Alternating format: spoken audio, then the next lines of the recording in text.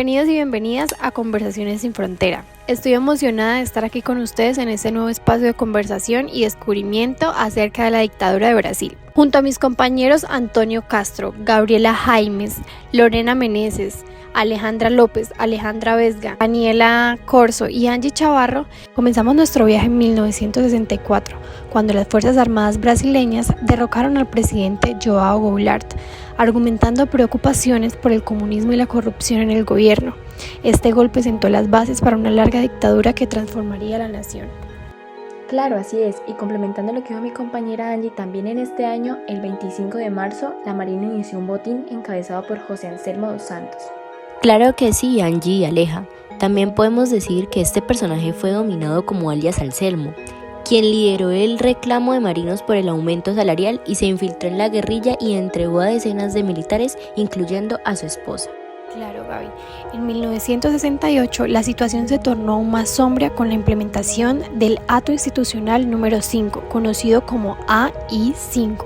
Con este acto, el régimen militar obtuvo poderes extraordinarios que permitieron la suspensión de garantías constitucionales, censura y detenciones arbitrarias. Interesante, Angie. Otra fecha por destacar es la del 15 de abril de 1971, que nos habla acerca de la muerte del danés Henning Albert Bojsen, quien era uno de los que financiaba el terrorismo del Estado en Brasil. Y tengo entendido que no solamente existía Esteban Eres, también existía Mitrione, quien fue dominado como el maestro de la tortura, quien muere asesinado por la guerrilla. Mitrione fue un defensor de la técnica conocida como tortura blanca. Esta técnica implica el uso de métodos psicológicos y físicos para romper la resistencia del individuo sin dejar evidencia visible para el maltrato físico. ¿Pueden creerlo? Y les puedo decir algunas técnicas que él usaba. La primera era descargas eléctricas, la segunda era simulacros de ahogamiento, la tercera era la privación sensorial, la cuarta posiciones de estrés y la quinta el uso de drogas. Claro, Gaby, pero la represión no se limitó a las fronteras de Brasil. El país participó en la Operación Cóndor, una red internacional de colaboración entre las dictaduras suramericanas para perseguir a opositores políticos. Miles de personas fueron arrestadas, torturadas e incluso asesinadas en un clima de miedo y opresión. Claro, Angie, también en esta época ellos planificaron la Operación Murciélago entre los años 1978 y 1979 entre las fuerzas de seguridad de Brasil y Argentina. Sí, tengo entendido que el objetivo de este operativo era eliminar militares monteros, que son aquellos militares extranjeros. Por supuesto, Gaby. A medida que la dictadura se afianzaba, grupos armados de izquierda como el Movimiento Revolucionario 8 de Octubre y la Vanguardia Popular Revolucionaria se levantaron en resistencia, enfrentaron peligrosos extremos en su lucha por la democracia.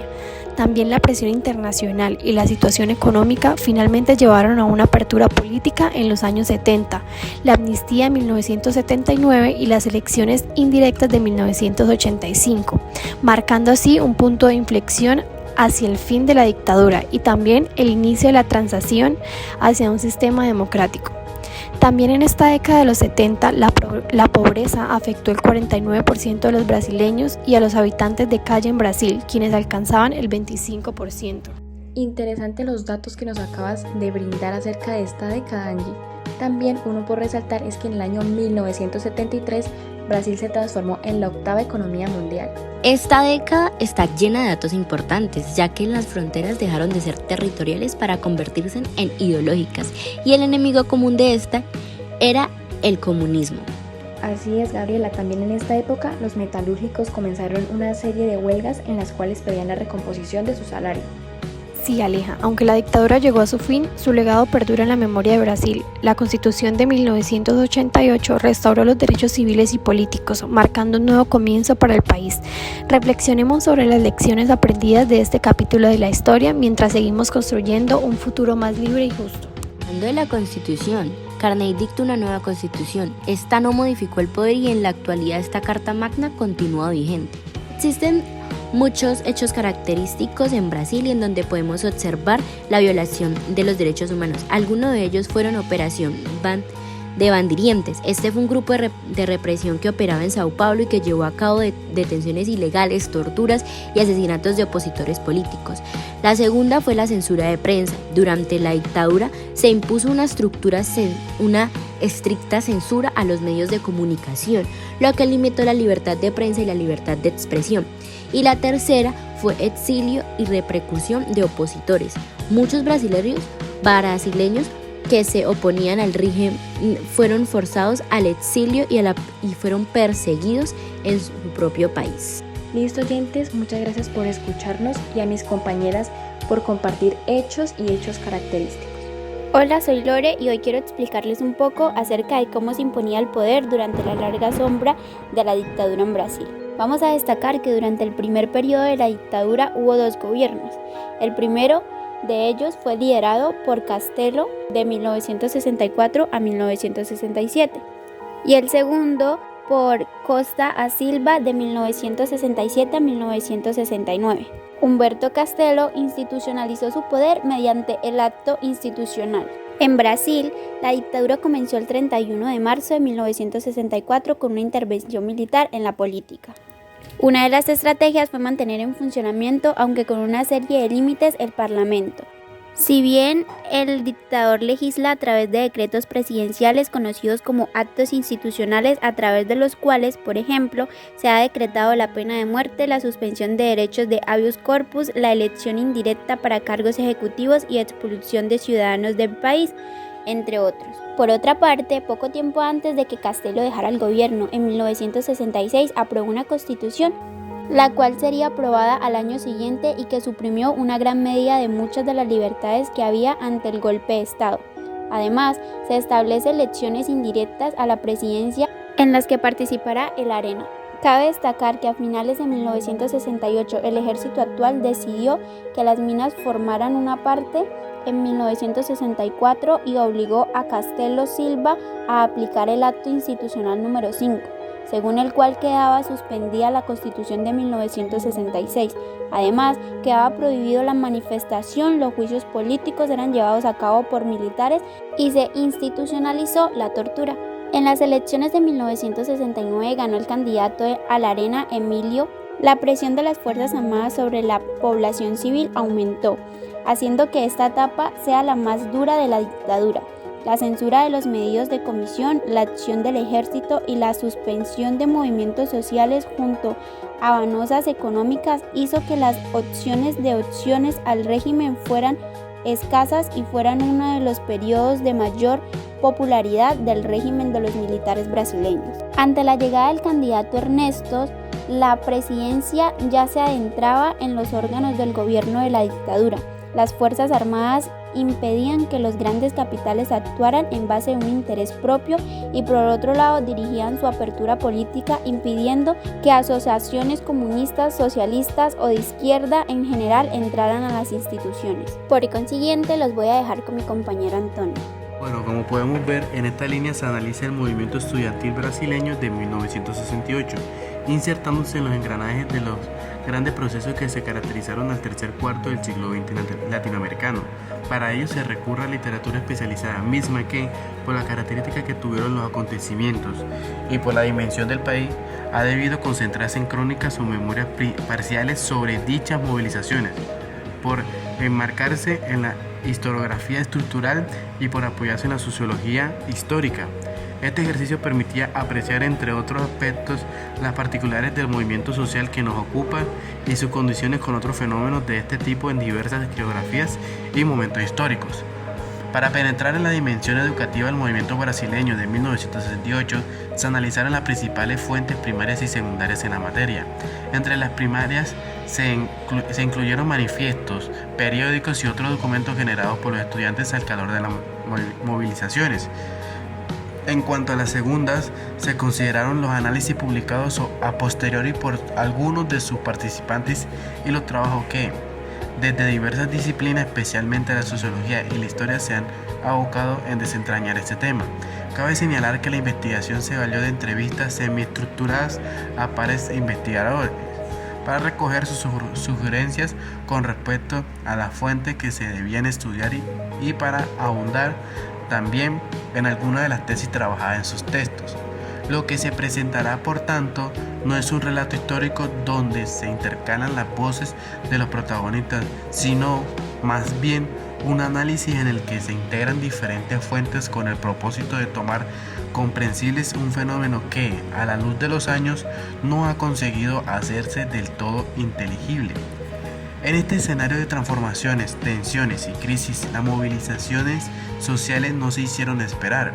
Algunas fueron eminentemente políticas, como las subsistidas en favor del gobierno de João Goulart, o las que apoyaban el golpe de Estado de 1964. Otras fueron preferentemente económicas, como las que se realizaron en reiteradas oportunidades contra la inflación o carestía. Fue en este agitado ambiente que la juventud universitaria se moviliza. Cabe precisar que no hubo un solo año sin movilizaciones estudiantiles y que en dos momentos estas alcanzaron dimensiones nacionales. La huelga, que en 1962 abarcó prácticamente a la totalidad de la universidad del país en demanda de la participación estudiantil en el gobierno universitario, y en olas de protestas de 1968. Al igual que el conjunto de los sectores medios del país, el estudiantado universitario brasileño no compartía una apreciación unívoca frente al golpe de Estado de 1964, mientras que una parte defendió fervientemente al derrocado gobierno de João Goulart, otra parte aplaudió de manera entusiasta a los golpistas. Una ambivalencia que se interpreta debe haber sido determinante a la hora de explicar por qué cuando se instaló la dictadura, esta no fue especialmente severa con el mundo estudiantil como lo fue con los sectores obreros y campesinos. Es inquietante escuchar todos los sucesos acontecidos en esta oscura época en Brasil. Me parece de gran importancia identificar cuáles son los derechos humanos que se ven vulnerados en el trayecto de la historia en relación con la dictadura y el poder económico en Brasil. En el periodo de la dictadura militar en Brasil se llevaron a cabo una serie de infracciones a los derechos humanos que abarcaban aspectos tales como la represión política, en la cual se registraron casos de persecución, detenciones ilegales o arbitrarias y torturas a personas que se oponían al régimen político, independientemente de si su oposición era concreta o simplemente percibida. Esto resultó en la detención y maltrato cruel de numerosos individuos. Es escalofriante hablar sobre Dan Mitrione, conocido como el maestro de la tortura. Implantaba el miedo en la sociedad, reclutando habitantes de calles solo para hacer pruebas con sus equipos de maltratos. ¿Dónde queda la libertad? El derecho a la integridad personal, el propio derecho a la vida, era una total incertidumbre en esta oscura época. Yo lloraba y les pedía que me mataran. Ellos se reían, eran los dueños de nuestras vidas y de nuestras muertes. Cuenta una víctima. Las mujeres que fueron torturadas durante la dictadura militar brasileña, en algunos casos por militares aún vivos, están desfilando ante la Comisión de la Verdad, instituida por la presidenta Dilma Rousseff para sacar a la luz las sombras que están ocultas en aquel periodo. Las mutilaciones de los cuerpos, los secuestros, el maltrato de quitar las partes del cuerpo aún estando vivos solo por el hecho de experimentar las máquinas que eran momentos desconocidos. Un dato bastante interesante radica en la presión internacional que se ejercía a Brasil por parte de la postura del presidente James Carter en 1977 a 1981, el cual condenaba las violaciones a los derechos humanos de los gobiernos del sur de América. Bienvenidos, les daré un contexto a través de la historia de Brasil, un país que pasó por transformaciones políticas profundas en su camino hacia la democracia. Exploramos los mecanismos que marcaron este cambio histórico. El primero es la Ley de Amnistía de 1979, una ley que se aprobó que lo que hizo fue que soltaran a los presos políticos y permitió que las personas que se habían exiliado regresaran a su país. Esto hizo que la política se volviera más abierta y que los líderes de la oposición pudieran participar. El movimiento de las directas. A principios de los años 80 hubo un movimiento muy grande en el que la gente pedía que las elecciones para presidente fueran directas, aunque en ese momento no lo lograron, pero ayudó a avanzar hacia la democracia. Las elecciones indirectas de 1985. El Congreso de Brasil eligió al presidente Tancredo Neves de manera indirecta, aunque él murió antes de tomar el cargo, pero esto marcó un paso significativo hacia la democracia. La Constitución de 1988. En 1988 se hizo una nueva constitución que estableció las bases para un sistema democrático en Brasil y garantizó derechos civiles y políticos. Otro de los mecanismos significativos es la Comisión de la Verdad. En 2011, durante la presidencia de Dilma Rousseff, se creó una comisión para investigar los abusos de los derechos humanos que ocurrieron durante la dictadura militar en Brasil, que fue de 1964 a 1985. La investigación se centró en casos de tortura, desapariciones y asesinatos cometidos por el régimen militar. Esta comisión realizó una exhaustiva investigación recopilando testimonios, documentos y pruebas para arrojar luz sobre los crímenes del pasado. Su trabajo fue importante para la reconciliación nacional y para mantener viva la memoria de lo que ocurrió durante ese periodo oscuro de la historia de Brasil. Algunos de los casos más destacados en su investigación son la tortura en el Destacamento de Operaciones de Informaciones. Este fue uno de los lugares donde se llevaron a cabo numerosos actos de tortura contra opositores políticos. La comisión identificó y documentó casos de tortura en estas instalaciones. Otro caso es la tortura en el Araguaia durante la guerrilla del Araguaia de 1967 a 1974, ya que se informó que se llevaron a cabo numerosos actos de tortura y ejecuciones sumarias por parte de las fuerzas de seguridad de Brasil. Otro caso es el caso Herzog, que consiste en el periodista Vladimir Herzog, que fue detenido en 1975 y murió bajo custodia.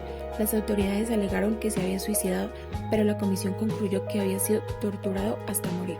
Y por último sería el caso Rubens Paiva, quien fue un ex legislador que fue arrestado en 1971 y desapareció bajo custodia. La comisión determinó que había sido sometido a tortura y había sido ejecutado. Estos son solo algunos ejemplos de los numerosos casos de tortura y violaciones de derechos humanos que la Comisión Nacional de la Verdad investigó en relación con la dictadura militar en Brasil. Su trabajo fue fundamental para arrojar luz sobre estos crímenes. Otro de los mecanismos que marcaron el paso de la democracia de Brasil fue la Comisión Especial sobre Muertos y Desaparecidos Políticos. Esta comisión se creó en 1995 para investigar y documentar casos de personas desaparecidas y asesinadas por razones políticas durante la dictadura. Reconoció oficialmente a las víctimas y proporcionó reparaciones a sus familias. Los juicios y acciones legales fueron otros mecanismos que consistían en que a medida que avanzaba la transición de la democracia se llevaron a cabo juicios contra algunos responsables de abusos durante la dictadura. Sin embargo, muchos de estos procesos se enfrentaron a obstáculos legales y políticos y algunos acusados no fueron condenados. Estos son algunos de los mecanismos clave que contribuyeron a la transición de la dictadura a la democracia en Brasil. Fue un proceso complejo que llevó varios años y estuvo marcado por la participación activa de la sociedad civil y política comprometida con la democratización del país brasileño. Queremos darles las gracias por sintonizar este episodio especial en los que exploramos los sombríos días de la dictadura de Brasil. Recordar nuestra historia es esencial para no repetirla.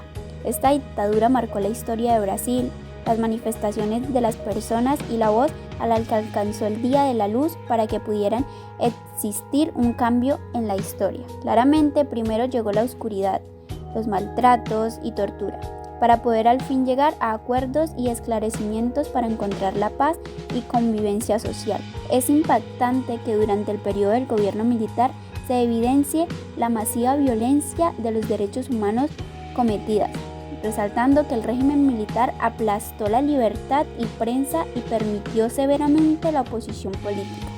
Esta dictadura también dejó huellas en la economía y la infraestructura del país, implementando políticas de desarrollo económico que llevarán a la modernización de ciertas áreas, pero de la misma manera acentuando la desigualdad social. La dictadura en Brasil dejó un legado doloroso y complejo. Aunque se implementan políticas de desarrollo, el costo del término de violencias a los derechos humanos de la democracia fue alto. La sociedad brasileña aún enfrenta desafíos para abordar las heridas del pasado y construir una sociedad más justa y democrática. Sin embargo, a través de la resistencia y la perseverancia del pueblo brasileño se ha forjado un camino hacia un futuro más libre y justo. La historia de Brasil es un recordatorio de la importancia de la democracia y los valores compartidos que nos unen en la búsqueda de un mundo mejor. Esperamos que hayan ganado una comprensión más profunda de este periodo y su impacto en nuestra sociedad. Hasta la próxima.